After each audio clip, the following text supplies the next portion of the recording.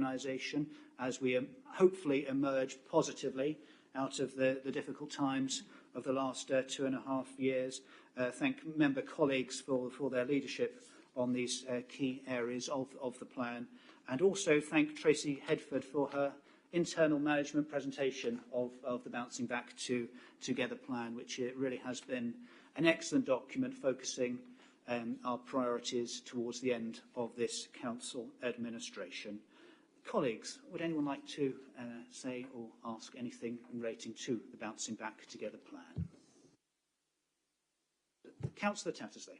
Yes, thank you. Can I just... I think the wording of it is quite fine, but the county have had a long-standing ambition, I think, to control our waste management, waste refuse collection arrangements. And I think the danger of working too closely together could imply that we have to accept the cheapest or lowest denominator. And I've said this many times, but it is my view that customer satisfaction should be just as important as the cost of the refuse collection or the recycling rates, because we've an excellent customer relationship here. We get very, very high satisfaction rates. Other councils who might be cheaper don't have. And I think we should be careful in those negotiations on how far forward we take them. Thank you, Councillor Tattersley. Customer satisfaction, I think, predominantly around the user-friendliness and the easy-to-understand nature of our waste collection service, I think, is a key response that we get from residents. Councillor Van Dalken, any comments relating to what Councillor Tattersley said there, or anything you would like to add on that? Well, I think that certainly his message is one that we would take into any discussions anyway. As I'm sure he and others are aware, we are still, after some time, awaiting the tablets from on high regarding how waste will be collected and dealt with across the UK, never mind Essex. So that's one area where we say we can't comment on yet. In terms of the domestic, the Essex side, we are, or I am, on behalf of the authority involved in the waste management consultation, which at this stage has not reached any position where we are actively having to take decisions as you're suggesting. So in a roundabout way, I'm saying I can't really comment other than to take on board what you're saying on behalf of us all. I hope that gives you some comfort. Thank you, Councillor Van Dalken. Any other comments, questions? I'll take Councillor Abbott, Councillor Mann and Councillor Bowers. Thank you. Thank you, Chairman. I would agree with what Councillor Tattersley said, and the Council does have a very good reputation, and we should be looking at maintaining customer satisfaction and also driving up recycling rates. I wonder what impact the catastrophe of the Basildon Tovey plant is going to have on things going forward. My question, though, is the Council considering holding off its suspension of green waste collections a little bit later in the year?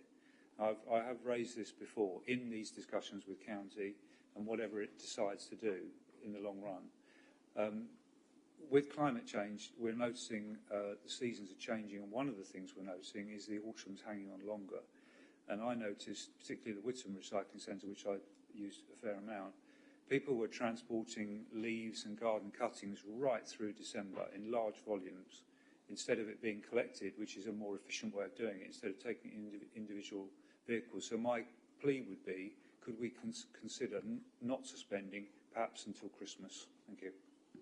Councillor Abbott, no, thank you very much for that. And in answer to your question, as I'm sure you appreciate, starting to look at the budgetary process for the following year, I don't think you can rule anything in, and I don't think you can rule anything out at this moment in time. But your point's been made and it's been taken on board. Thank you. Councillor Van Dalken, anything else you'd like to add to that?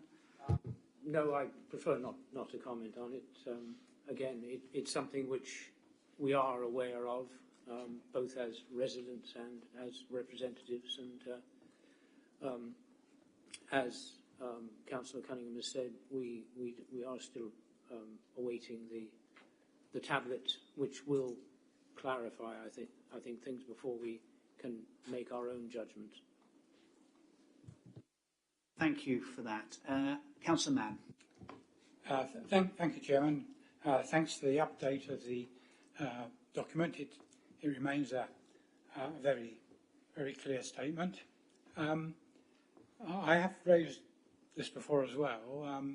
In the connecting people and places section, there's reference to the town centre improvements, in particular the Live Well hub, which we will be landlords for and derive an income stream from for the at least the next 20 years. Have we got any detail yet of what is actually going to go into that Live Well hub?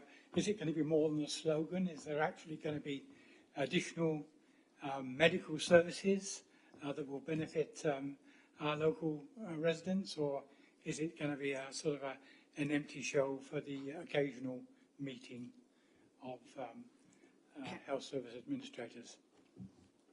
Councillor Mann, thank you very much for your question. I can assure you it's certainly not going to be just a slogan, but what I am going to do is I'm going to ask Councillor Bowers. I understand conversations are ongoing, perhaps maybe whether he'd be able to give us an update, give us much information as he possibly can at this moment. Thank you. Yeah, thank you, Chairman. Thank you, Councillor Mann. The situation hasn't changed. GP provision is the main aim that's going to be going into the building. Hopefully it won't be too long before I'll be able to give a more detailed update on that. As members will know, it's not our responsibility in regards to GP provision. That is down to the NHS, but we are working very closely with them to be able to make that happen. That's always been the ambition, and there is been no change in that. And like I say, very soon, hopefully we'll be able to give you some more concrete news to make us all happy. I shall look forward to it. Thank you very much. Thank you very much, Councillor Mann. Councillor Bowers. Thank you, Chairman. Yeah, I'd just like to bring members' attention to the affordable housing item within the report. About enable the delivery of 500 affordable homes over the 2 years from April 21 to March 2023. It's just to, I think it's exposed to the proudness of me as the cabinet member responsible for affordable housing, but the numbers we are delivering within the first year of that. For the 250, the target of 250, we've been able to deliver over 400 homes, which is the highest number that's ever been achieved in this council and for the local residents. So I'd like to put on record my thanks for the officers that enable this, the diligent work they do, and proud to be able to deliver good quality homes for local people. Thank you, Chairman. Thank you, Councillor Bowers. Yes, it's a very impressive record of action. Thank you. Are there any other comments or questions? Councillor Ritchie. Thank you, Chairman. Just one very brief one that I'd like to make just as the strategy overall. So it's good that it's being reviewed on a 6-monthly basis as well, and I certainly welcome the commitment to review this again further in the year. What it does is it holds our commitments to a level of account where we can see the progress that we are making, and very much look forward to, although I suppose with the cost of living and everything that's going on at the moment, you might kind of second guess how that might change over the next few months, but that's certainly why the document's there and how it's intended to work. So certainly welcome the next round of amendments to this document. Thank you, Chairman. Indeed, thank you very much. Yeah, and yes, absolutely, and I think Councillor Ritchie is absolutely right. We know as an administration we have to be responsive to events, and the framework of this plan allows us to do that.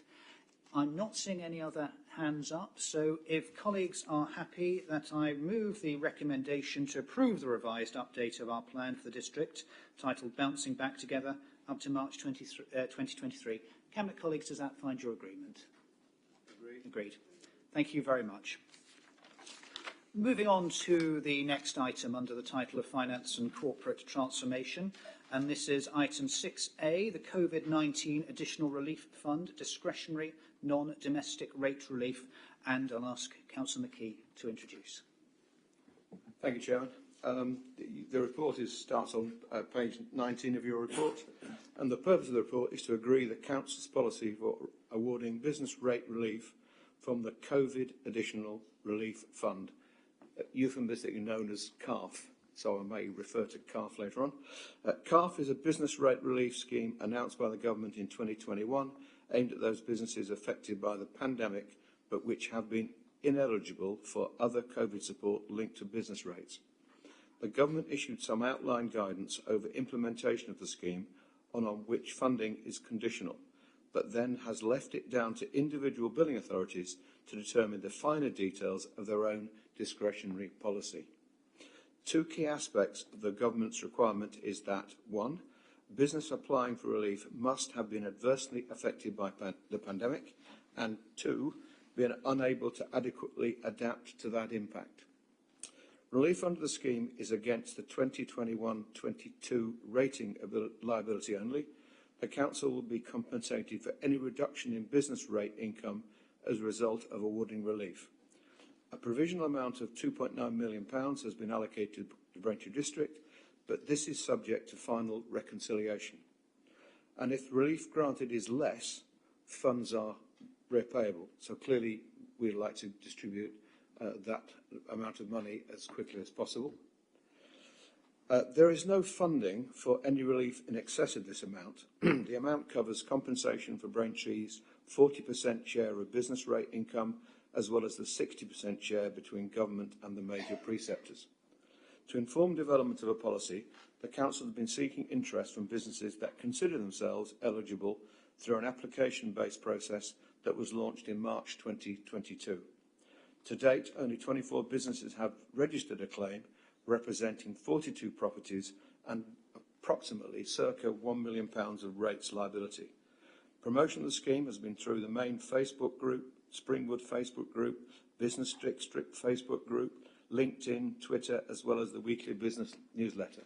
So you can see we have used almost every social media and channel we know to communicate with businesses. The proposed policy sets out eligibility criteria, and particularly those businesses excluded. Businesses that would potentially be eligible would include factories, warehouse businesses, and some office-based industries, with circa 600 properties considered potentially within scope, and have a rating liability of circa £11 million. On this basis, an initial amount of relief of 25% is suggested, but with the intention that a review is undertaken in July, at which point the potential for awarding a further top-up amount will be considered. It is intended that, assuming the policy is agreed, further promotion of the scheme is undertaken. I must stress, so the determination has to be taken by the 30th of September 2022, so it's short-term funding for our businesses.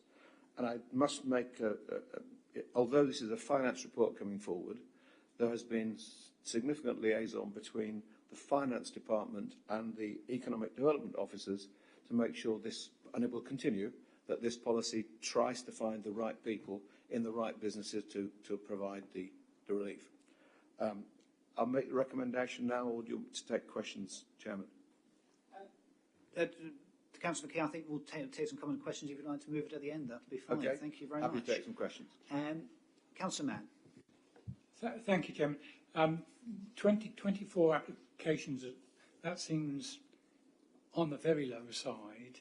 And you've obviously made heroic attempts in terms of publicity, and we obviously can't, force people to put their applications in. How many other businesses out there might you anticipate would qualify for this relief? You got any feel for, what percentage of people eligible are in fact applying? Thank you, Councillor Mann. I think the simple answer to that is no, we don't know. I think there's a theory that people aren't coming forward, and it's a theory, aren't coming forward because they anticipated they would prefer that their rates, the business rates, were revalued, which is an ongoing saga that's been going on, and therefore they're slow to coming forward in case, because this is only a 1 year, one-off single payment. That's a theory. It's not been tested in any way.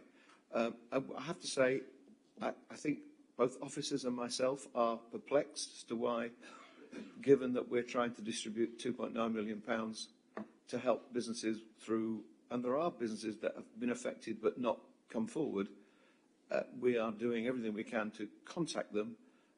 We can't force people to claim, but we are trying to encourage strongly, and will continue to do so. Any other comments or questions for Councillor McKee on that? No, I'm not seeing. So, Councillor McKee, would you like to move recommendation? So the report recommends to agree the policy attached to this report in Appendix A, agree to delegate to the Cabinet Member for Finance and Corporate Transformation in conjunction with the Section 151 officer to agree any top-up relief that may be awarded under the policy. Note, in making the second decision, there will be consultation with other service areas, Cabinet members such as economic development. I so move. Thank you, Councillor McKee. Cabinet colleagues agreed with that recommendation? Agreed. Thank you very much. Moving on to item 6B, the energy rebate discretionary scheme, and that's Councillor McKee again. Thank you, Chairman. The purpose of this report is to agree outline proposals for a discretionary policy for the Energy Rebate Discretionary Fund.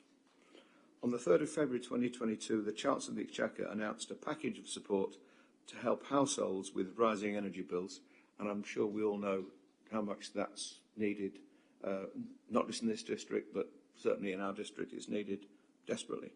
This package included a non-repayable council tax rebate of £150 for all households that are liable for council tax in bands A to D, along with a discretionary fund for local authorities to support households who need support but are not eligible for the council tax rebate. The council tax rebate, the main scheme, is to be paid to households by billing authorities in accordance with guidance issued by the Department for Levelling Up Housing and Communities.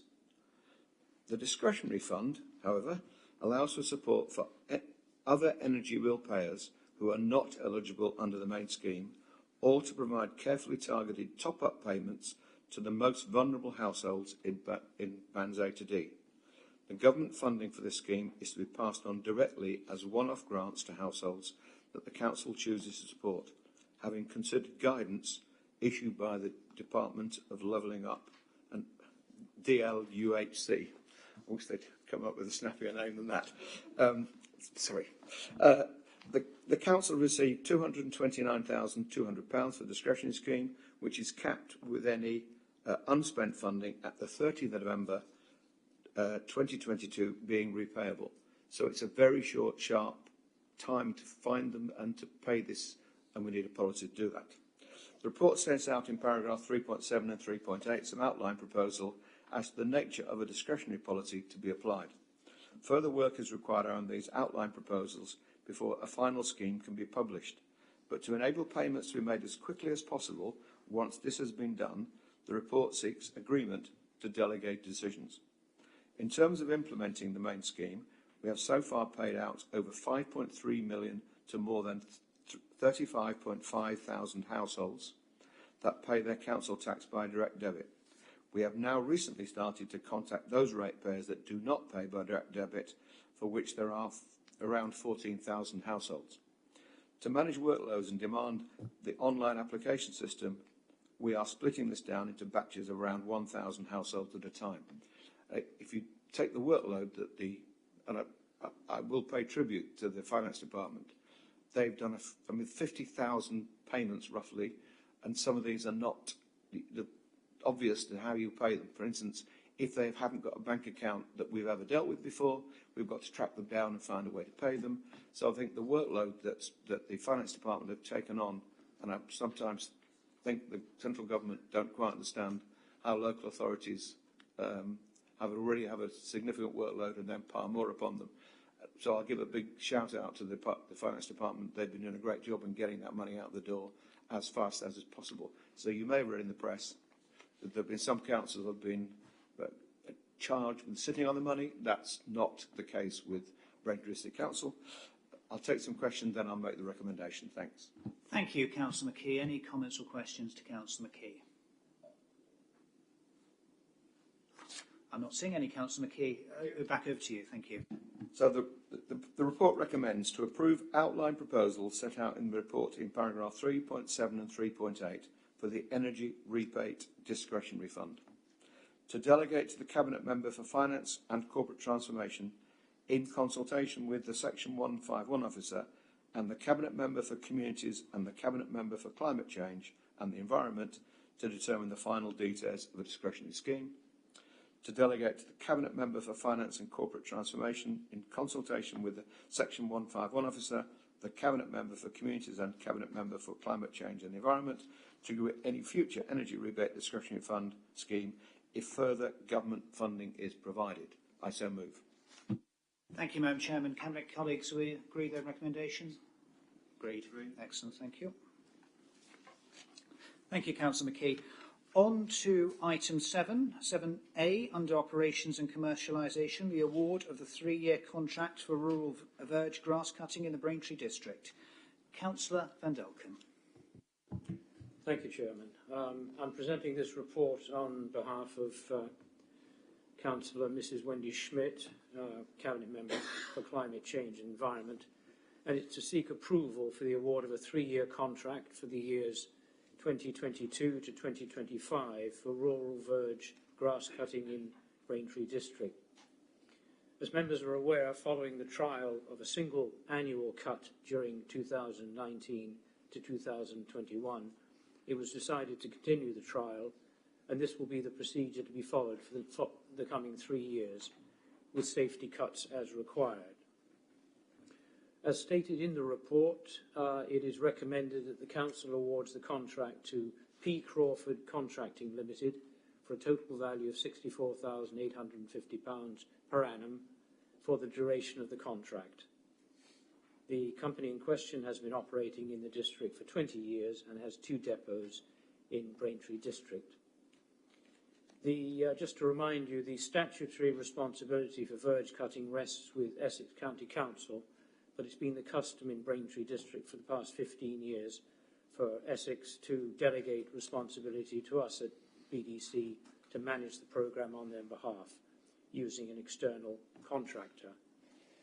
For clarity, Essex County Council is responsible for financing this operation. The contract under discussion this evening is for a single cut in the autumn with ad hoc safety cuts as required. 2 companies tendered and were evaluated on financial and quality criteria, with B. Crawford receiving the highest combined score, and is therefore recommended as the Council's suppliers. There are 2 options mentioned in the report. One is to not award the contract to P. Crawford, in which case we would not be able to provide the service, and it's not recommended. The other and preferred option is to award the contract to P. Crawford Contracting Limited. Subject to our decision tonight, the next step would be to inform Essex County Council the outcome of the competitive tendering exercise, and if appropriate, to notify P. Crawford that they are the Council's preferred supplier and will be awarded the contract.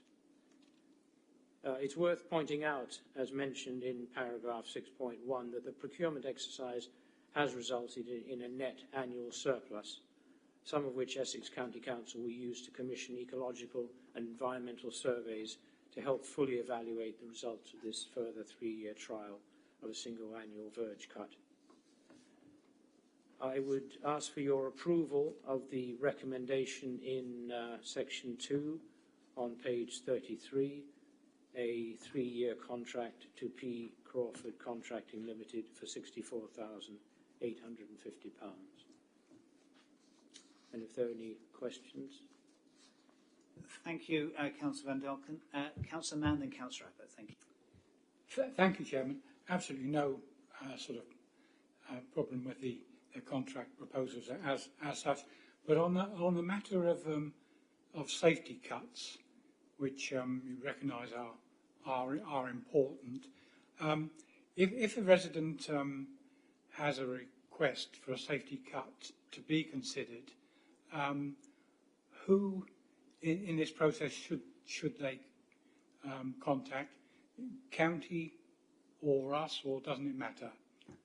Thank you, Councillman. Councillman Van Dalken, are you happy to take that? Thank you. Well, I think they can either contact operations direct, or their if they have a parish council. I know you don't in your area. So those would be my suggestions. Thank you, Councillman. Councillor Abbott. Thank you, Mr. Chairman. Very pleased to see that the 1 cut per year policy is going to continue in the new contract. Our roadside verges are absolutely vital in restoring biodiversity because, generally speaking, they're not sprayed, and they do harbour not just plants that are in there already, but potentially more wildflowers and plants that could be there. So my first question is, has the Council or Essex given any more thought to the suggestion I and colleagues made of enhancing selected strips of verges, which I think would be an ideal project for parish councils, for example, to take on? I know our parish of Rivenhall would love to be involved, but obviously we need permission because it's not our land. So some form of seeding or planting of plugs. And secondly, could the Cabinet member define autumn a bit more? I think the cuts last year, if I remember right, was sort of late summer rather than autumn, and of course autumn could be right into December. So is there a little bit more definition about when exactly that would be? Thank you. Thank you very much, Councillor. Can I just clarify, in reference to your first question, you're referring to both land that both BDC and DCC may own? It's the rural verges which are part of the contract, yeah. Thank you for that. Councillor Van Dalken, would you like to take those? Thank you. Well, the first question about the reseeding of verges, etc., that I think my colleague Councillor Schmidt is much more aware of that. You'll forgive me, and we'll certainly take that away. I think we were all very pleased with the work that was done alongside the bypass, the A131.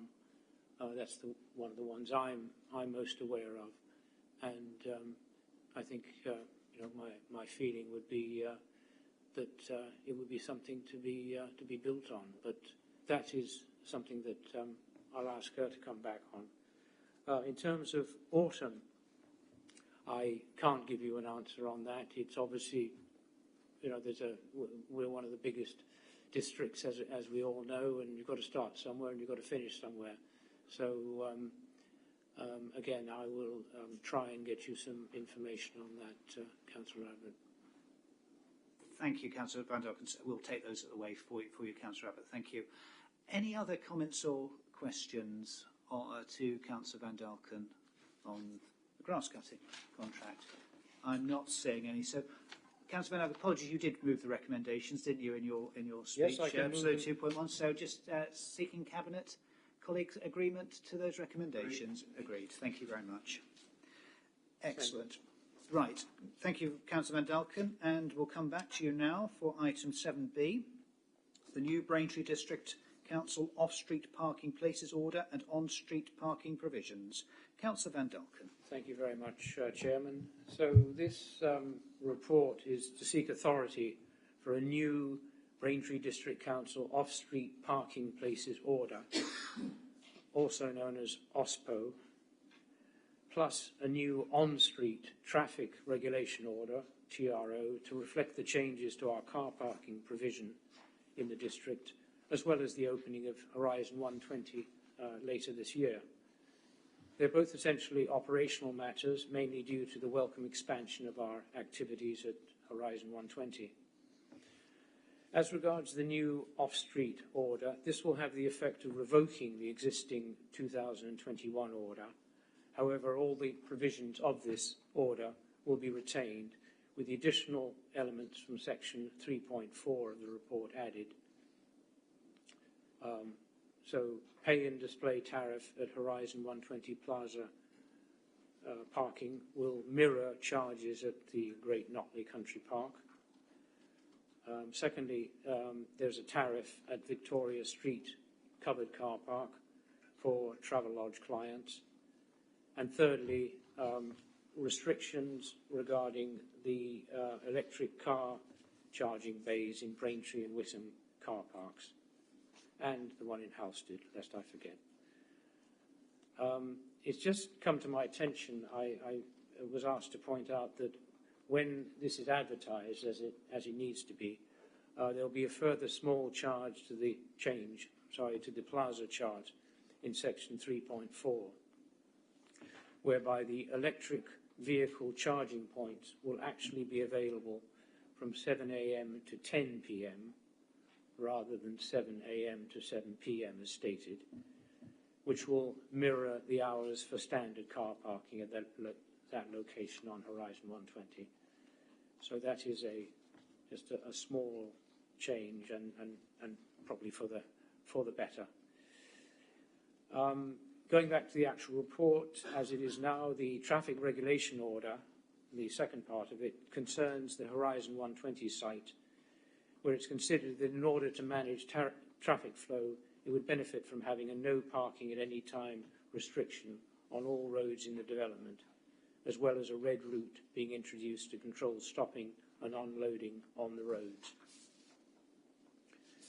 There's also, the next steps to follow will be, if Cabinet authorises these recommendations, the proposed order will be subject to statutory consultation in accordance with this is the off-street.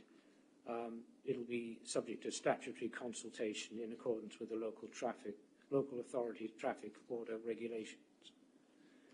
As for the TRO at Horizon 120, if approval again is provided by Cabinet, the NEP, or the North Essex Parking Partnership, will be instructed to commence the statutory consultation period for this new order in accordance with the provisions set out in this report.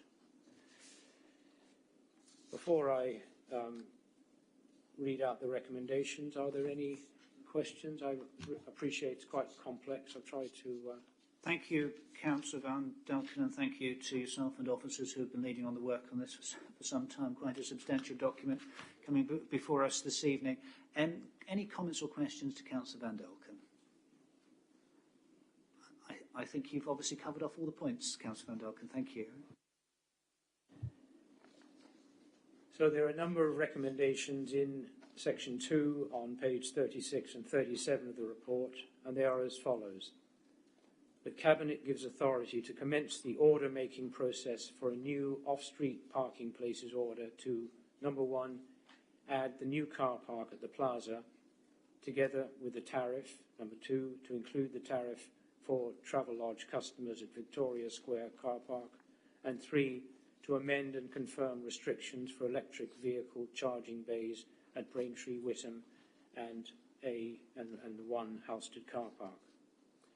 Furthermore, that Cabinet authorises the North East Parking Partnership, NEP, to commence the statutory process for the introduction of a new traffic regulation order restricting on-street parking on Horizon 120 and delegating authority to the Corporate Director for Growth to agree the red route with NEP.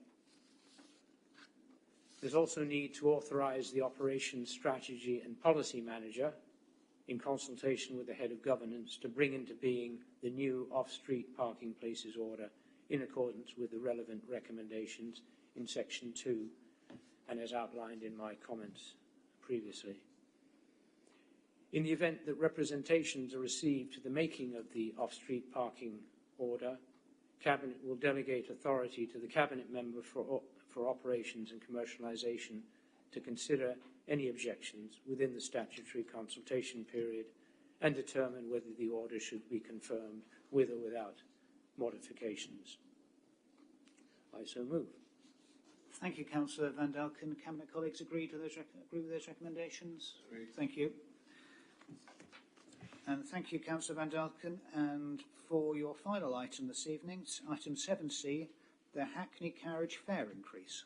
Councillor Van Dalken. Thank you very much. You'll be pleased to hear that number 7C is relatively shorter, or my comments anyway.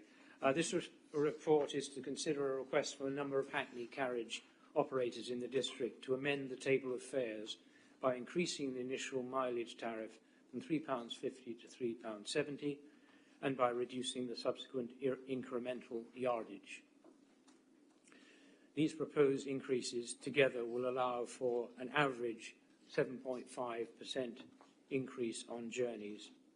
But it should be pointed out that this would be the first increase since 2018 and that the inflationary pressures we're all aware of, particularly on fuel, have led to similar increases being applied for across Essex and more widely in the UK. If agreed, the Council would be required to undertake a statutory public consultation before the proposed variation to tariffs can be put into effect. So before I read the recommendations, are there any questions? Sorry, Councillor Duggan. Any comments or questions for Councillor Van Dalken? Again, I'm not seeing. Thank you. So the recommendations are laid out in section 2 on page 43. In summary, that Cabinet, point 1, agree to the request for the fare increase as specified. 2, that Cabinet agree to commencement of the statutory public consultation. 3, delegate authority to myself as the relevant Cabinet member to consider, in consultation with the Corporate Director and the Licensing Committee Chairman, representations received during the 14-day consultation period, and to determine whether the increase comes into effect with or without modification. And 4, also delegate to the Cabinet member authority in the event of representations to set a further date not later than 2 months after the first effective date. I so move. Thank you, Councillor Van Dalken. Cabinet agree with those recommendations? Thank you. And thank you, Councillor Van Dalken, for that item. Now moving on to item 8 under Housing Assets and Skills, and this is the development of a community centre at Maltings Lane, Witham. Colleagues, this has both a public and private document. It would be my intention to keep as much of the debate regarding these items in the public section. Are there any matters relating to the private papers that colleagues would wish to raise? If so, we would need to move into a private session. I'm not seeing, as I say, there's additional documents in the private section, but some of the high-level figures are, of course, in the public report. Therefore, colleagues, we'll continue in public session, and I will ask Councillor Bowers to introduce the item. Thank you. Thank you, Chairman. I'm pleased to be introducing this item to Cabinet. There's been a large amount of work to get us to this stage, which has been led by my colleague, Councillor Ritchie, who I'll be handing over to in a moment, who will be able to provide more detail on the Maltings Lane project and what it will bring to the residents of Witham and the wider area. I'm presenting as the Cabinet member responsible for assets, and this will be a wonderful asset for our district. As explained in the public and private reports being brought to you tonight, a design for the community centre that meets the requirements of the community and relevant Section 106 contributions funding criteria has been completed. It is not possible to bring an asset that both meets the community's requirements and the criteria for the use of all the Section 106 funds within the quantum of those funds. Therefore, it would be necessary for the Council to make a contribution to the cost of the project should Cabinet wish to proceed. The current funding breakdown is clearly documented in reports being brought to you tonight. The provision of the community centre has been a long-standing commitment made to the community of Witham and links to their Council's Bouncing Back Together strategy for 2021 to 2023, discussed earlier tonight. The options are documented in the public report along with recommendations in section 2. I will hand over to Councillor Ritchie, who I would also like to pay tribute to his hard work and tenacity working with officers to get us to this stage for a project that we will all be able to be proud and one that our residents of Witham will be able to enjoy for many years to come. Before doing so, I'm happy to move the recommendations to Cabinet tonight as set out in section 2 on pages 51 and 52 of tonight's agenda. Thank you, Chairman. Thank you, Councillor Bowers. Councillor Ritchie. Thank you, Chairman, and thank you, Councillor Bowers, for your introduction and kind words there. As members will know, this business case and report has been long awaited, and I am pleased to be able to present it to Cabinet this evening. As part of the original plans for Maltings Lane housing development in Witham, we gave consideration as a council as to the impact of the scheme and the infrastructure needs it would generate. It was recognised that the development would create a requirement for additional community infrastructure to meet the needs of the residents, and as a result, we secured land and a series of Section 106 requirements and funding contributions from a number of schemes that would support us to build facilities that would meet the needs of the community. Some of these facilities have been built and are in use by the Witham residents now, including highways improvements, a new food store, children's nursery, outdoor sports facilities and football pitches. The business case before you tonight is to provide one of the final elements of this package, to create a newly built community facility which will provide a range of functions and services for the use of the residents across Witham and the district. There has been extensive research, evidence gathering and engagement across the community to design a building to meet their needs whilst aiming to be affordable. We have also worked to identify community groups and organisations who would be interested in operating the facility to ensure that it is run by people of Witham for the people of Witham, whilst the council will retain ownership of the building as its long-term stewardship. Due to the number of Section 106 contributions sought and secured to help deliver the community centre, the timing of this development as a project has been very complex. Some funds we have had for a while, whilst others we are still to receive. It should be noted that to build a scheme that would comply with Section 106 requirements while still meeting the needs of the community, there is a funding gap between the estimated cost of the scheme and the Section 106 contributions that have been secured, which needs to be funded to make this project deliverable. Given that the lifespan of this project has happened over a period of significant volatility in building prices, further impacted by global socio-economic factors and the pandemic, this has meant that the project has needed to be recosted several times. Indeed, we have sensibly made further provision in the draft costings I bring before you tonight to help mitigate further potential cost increases. The need to redesign and recost this scheme has impacted on timescales of its delivery. However, I believe this was the right thing to do to ensure that we have a viable project to bring before you and for full council. Whilst taking this project forward will involve a capital contribution from Braintree District Council, and recognising that the council will not be gaining any significant ongoing revenue from the building created, I believe that this investment into the community of Witham will provide an important asset that will improve community resilience, a dedicated community hub that will bring people together to improve cohesion, health and well-being, and also to provide a much needed changing rooms that will support the use of the football pitches that have already been provided.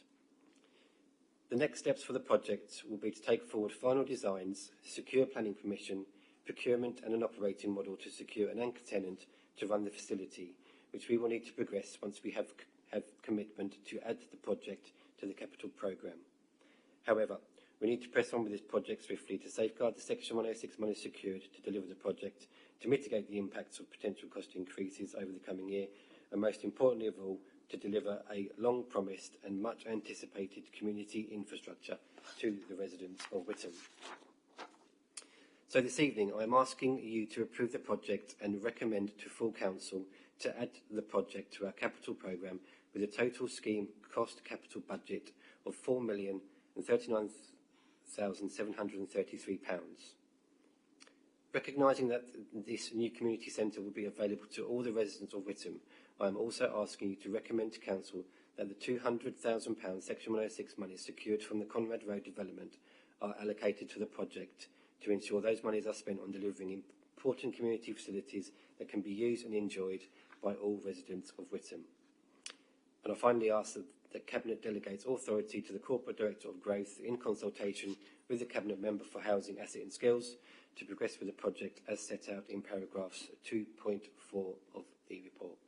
Thank you, Chairman.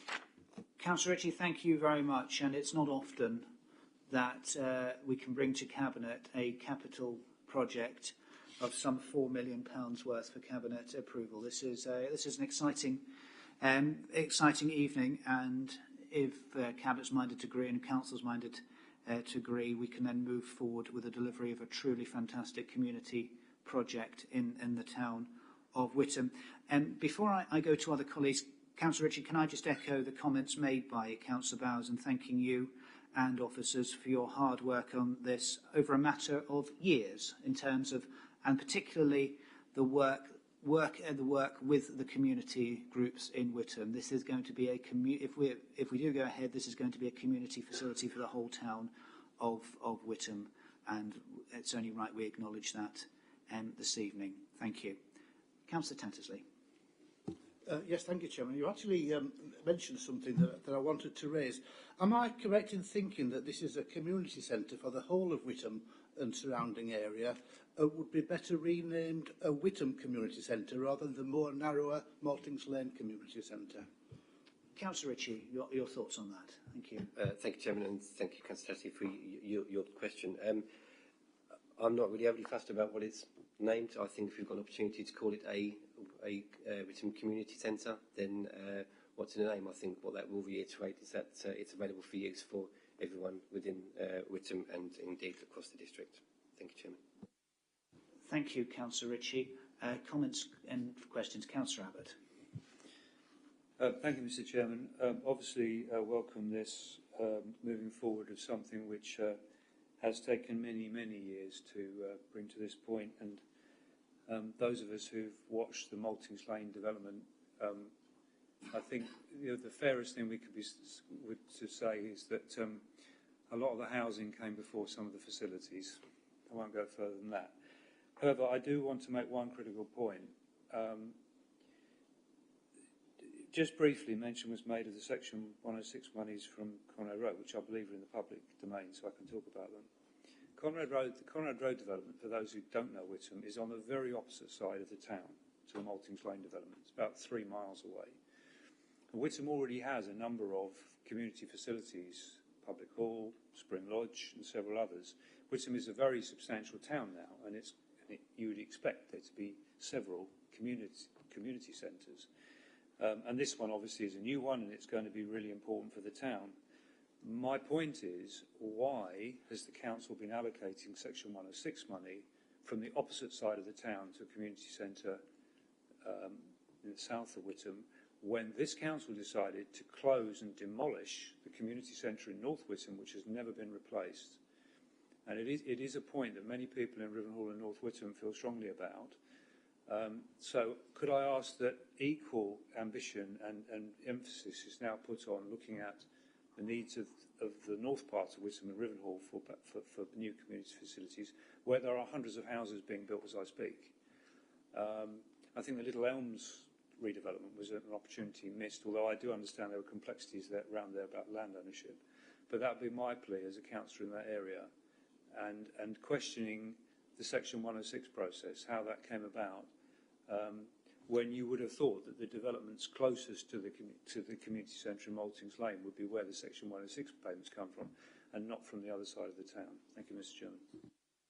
Thank you for that, Councillor Abbott. Councillor Ritchie, would you like to respond to some of the points made by Councillor Abbott? Yes, thank you. That's okay. I'd like to take the opportunity to. So, with reference to the north of Whittam issues, Councillor Abbott, I don't believe at the moment that there is any plan or even any land identified that could take a community centre. However, I have been assured by officers that if that changes or if there is any areas put forward, we would be more than happy to work with any group to start to bring that forward, again with the assistance of Section 106 monies and investment from this council.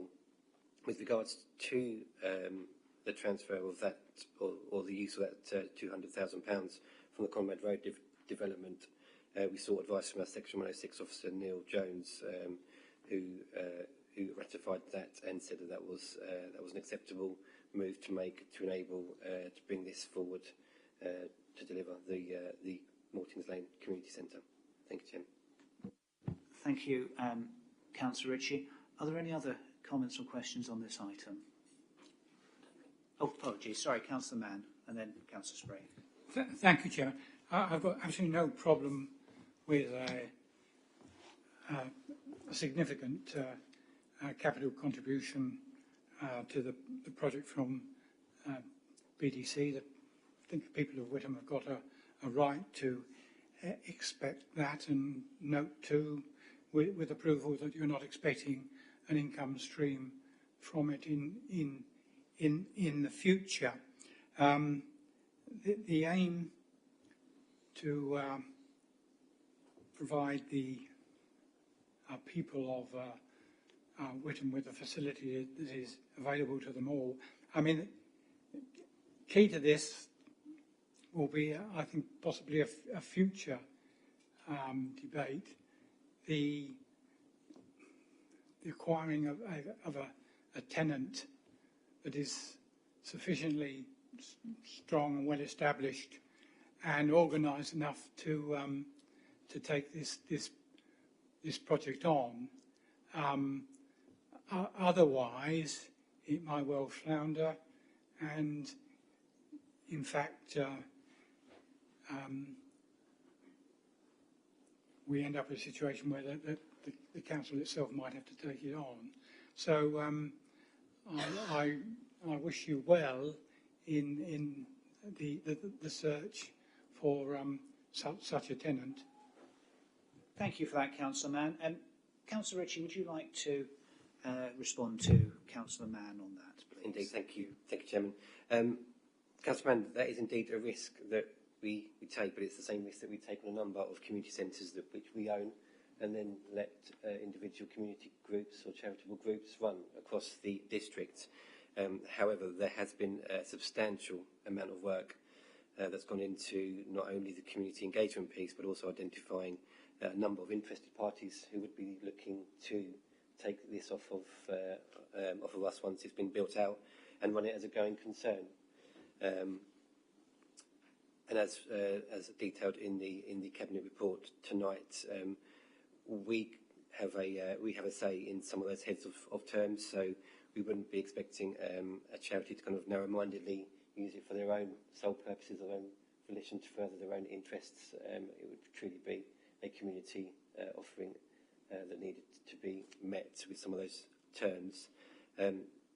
Just another point I obviously wanted to make, that although it's a £4 million investment and there is no kind of return from a financial perspective, there is huge community return on a place like this.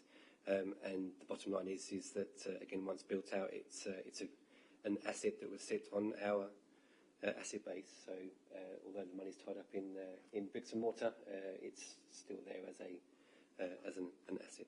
Thank you, Tim. Thank you, Councillor Ritchie. Councillor Mrs Spray. Thank you, Chairman. I don't want to repeat what has already been said, but I would like to speak in support of Councillor Ritchie's statement, and also a comment made by Councillor Tattersley that this is a community centre for the whole town, and actually not just for Whittam. I think there's no reason why residents and groups from nearby can use it as well. I know that officers are in regular contact with regards to the possibilities of other community centres. There's no reason why there can't be more community centres for Whittam. Councillor Abbott is quite right. He referred to the Little Elms, the recent Little Elms application and so on. There simply wasn't the opportunity for land ownership reasons to do anything there. But as I say, officers will bear in mind that if other opportunities come up, and I think particularly, we've had some very recent positive conversations with Whittam Town Council, and if they come forward with other proposals, then we would certainly be keen to look at that. But this has to be said. This is a real positive for Whittam, and something to be celebrated. Thank you, Chairman. Thank you very much, Councillor Spray. Any other comments or questions? Sorry, Councillor Tattersley. Yes, Chairman, sorry to have a second go about this one, but Whittam Town Council always seemed to me to be keen to accept assets from the District Council, and I wonder if they've been approached about them taking on the management function. Councillor Ritchie, could you say anything regarding any conversations that may be having? Yeah, of course. So Whittam Town Council have been involved in some of those conversations, as have other community groups within Whittam. Nothing has been signed off. Nothing has been set in stone yet. So as we move through the governance process to approve this business case, you can be assured that ongoing discussions will be had with any interested party that might want to take this on as a going concern for the residents of Whittam. Thank you, Chairman. Thank you for that, Councillor Ritchie. Are any other comments or questions on this item? Okay, thank you for that. What I'm going to do is actually I'm going to ask Councillor Bowers if he wouldn't mind just reading out the recommendations for this item, bearing in mind it's where the Cabinet recommending quite significant capital outlay this evening. So I think for the benefit of the webcast, it'd be useful if Councillor Bowers would just, if he wouldn't mind just reading the recommendations. Thank you.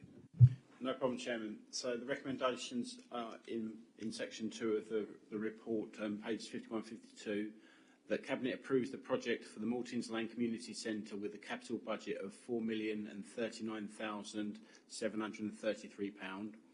That Cabinet recommends to full Council that the project, with an allocated capital budget of £4,039,733, is added to the Council's capital programme. The proposed funding of this expenditure to be from a combination of Section 106 contributions and New Homes bonus. That Cabinet recommends to full Council that the £200,000 Section 106 money secured by the Council from the Conrad Road development, planning permission number 19-00026 FUL, is allocated to the project. That Cabinet, subject to full Council approval to the inclusion of this project within the capital programme and budget, and subject to the compliance with the approved budget, delegates authority to the Corporate Director for Growth, in consultation with the Cabinet Member for Housing, Assets and Skills, to select an appropriate lessee, negotiate and approve the terms of a lease, and to enter into an agreement to lease the community centre on condition that the lease terms enable the recovery of VAT on development costs, to procure and enter into contracts for the appointment of design and technical consultants, and to undertake necessary surveys, to prepare and to submit a planning application, to procure and enter into contract with the construction company, provided that an agreement to lease has been entered into with an appropriate lessee before the construction contract is awarded, and to procure and enter into contracts such as for the purchase of furniture, fixtures and equipment considered reasonable and necessary for the successful delivery and operation of the centre. Councillor Bowers, thank you very much. The recommendations have been moved. Are they agreed by Cabinet colleagues? Agreed. Thank you very much for that.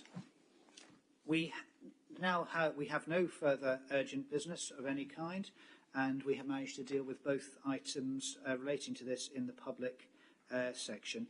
Therefore, I will thank member colleagues for their attendance and contribution, and bring the meeting of Cabinet to close at 8:20. Thank you very much indeed.